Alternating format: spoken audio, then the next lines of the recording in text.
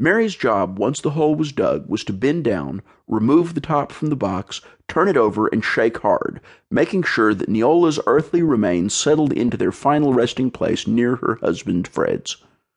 No fancy urns were necessary or permitted, since the garden's occupants had all agreed, in advance of course, that their dust would return directly to the dust to keep the lawn green for Easter egg hunts, animal blessings, and summer coffee hours. Earlier in the day, Henry had removed the top layer of turf, so the dirt should have yielded easily given the water-saturated ground. However, Henry seemed to be having trouble. He retracted the shovel, took a breath, and plunged it in with his right foot. The sharp crack of splitting wood emanated from the earth. Amidst the gaps and cries inspired by the cracking sound, Deacon Mary clutched the box containing Neola's ashes to her chest and stepped quickly out of Robert's way so that he could reach over to support Henry. The sexton had dropped the shovel and was hopping around on one leg, the other having been thrown into spasm by the sharp impact. The rest of the mourners had the appearance of a Greek chorus, alternately surging forward under their umbrellas to peer at the point of impact, then scooting backward to escape whatever dark forces the earth might release. Their rational minds must realize that the obstacle was benign, but Mary knew that their irrational minds were conjuring up a century-old coffin. Neola's family seemed to share this vision and was hopping up and down along with Henry. Seeing a need for her pastoral skills, Mary stepped sideways through the group until she reached them. She remembered when Neola's daughter Audrey had faithfully attended Grace Church with her parents, even after her early first marriage. However, the almost hysterical woman in front of her was a very different Audrey. She'd have to find out what had happened. Right now, she had a more pressing concern. Only 5 feet tall herself, she knew it would be difficult to herd Audrey and her husband off to the side while at the same time juggling the box. She spied a white robe at the other edge of the crowd and barked, "Daniel, come here and hold Neola."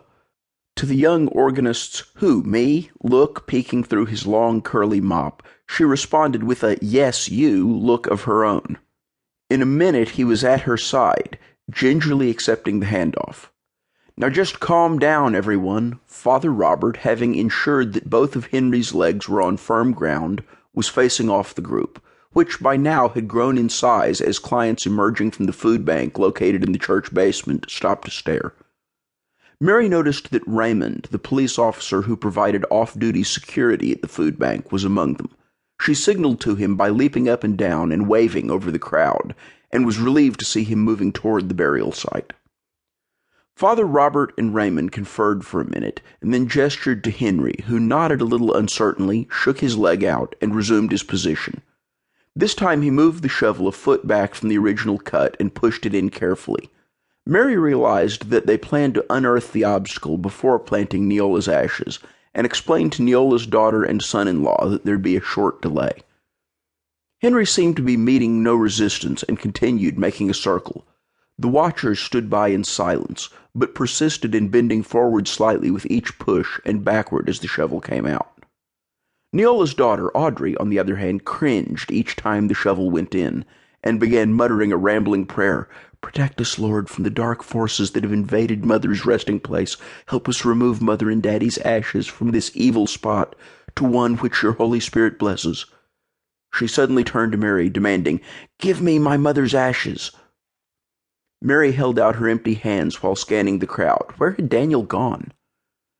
The obstacle, once unearthed, proved to be the size and shape of a wine crate. It was a wine crate, Robert Vickers realized. As a matter of fact, he told Raymond, the security officer, it was the same type of crate that held the sweet wine used by Grace Church for communion services. The top looked to have been removed and then crudely renailed. "Good job, Henry. Now go to the tool closet and bring back a crowbar," he ordered.